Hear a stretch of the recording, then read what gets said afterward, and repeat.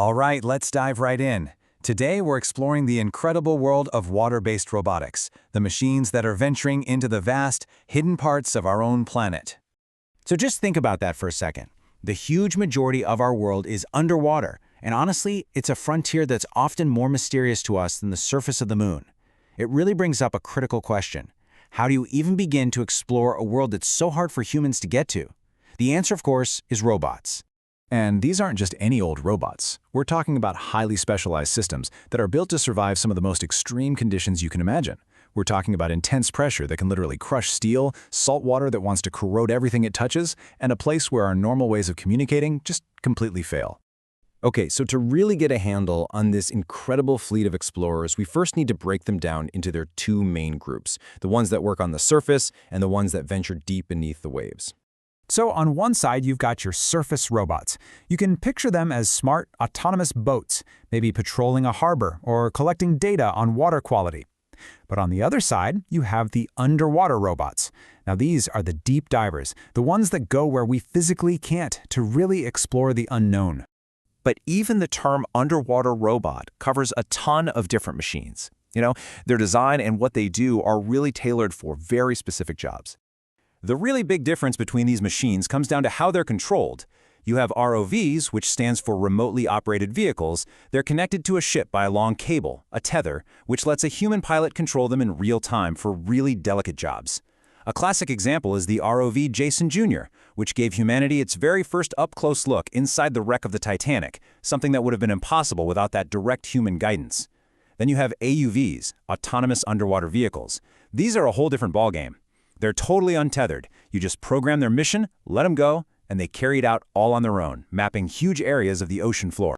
So, how do these amazing machines actually move through the water? Well, it's not as simple as just strapping on a motor. When you're underwater, efficiency and agility are absolutely everything. A lot of them use traditional methods. Things like propellers pushing water back to move forward, and thrusters, which are smaller jets for making precise movements.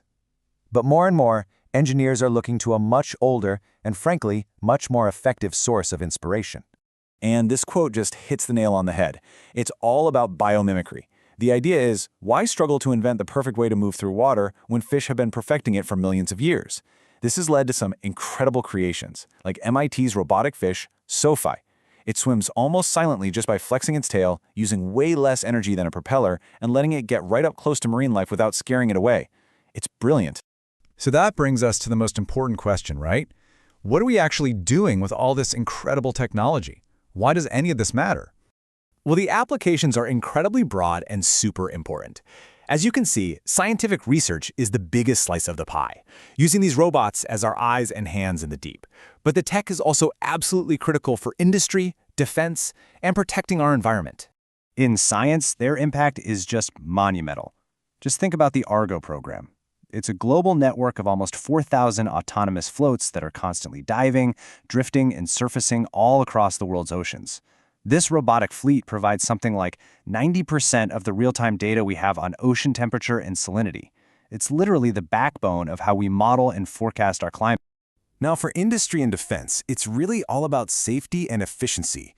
An ROV can go inspect an underwater oil rig in conditions that would be way too dangerous for a human diver. They can carry out surveillance for national security, and they're often the first ones on the scene in search and rescue missions after a shipwreck. But listen, none of this is easy. Sending a complex piece of electronics into the deep ocean is one of the single greatest engineering challenges we face. It's an environment that is actively trying to destroy anything we send down there. Seriously, every single mission is a battle against the laws of physics.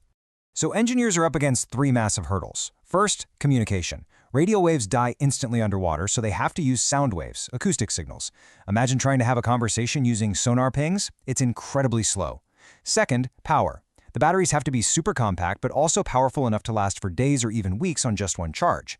And finally, the big one, pressure. The force at the bottom of the ocean is just immense, so you need specialized, super durable materials that won't just get crushed.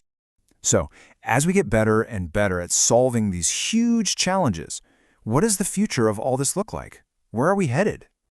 At the end of the day, the story of these robots is really the story of human curiosity and ingenuity. They're a direct extension of our desire to explore and to understand. Every single improvement in battery life, or communication, or pressure resistance opens up a whole new part of our own planet for us to discover. And that really leaves us with a final thought to chew on. We've already used them to map the seafloor, inspect our infrastructure, and monitor our climate. But as they get smarter, more autonomous, and more resilient, what secrets of the deep are they going to unlock for us next? What new worlds, right here on Earth, are just waiting to be discovered?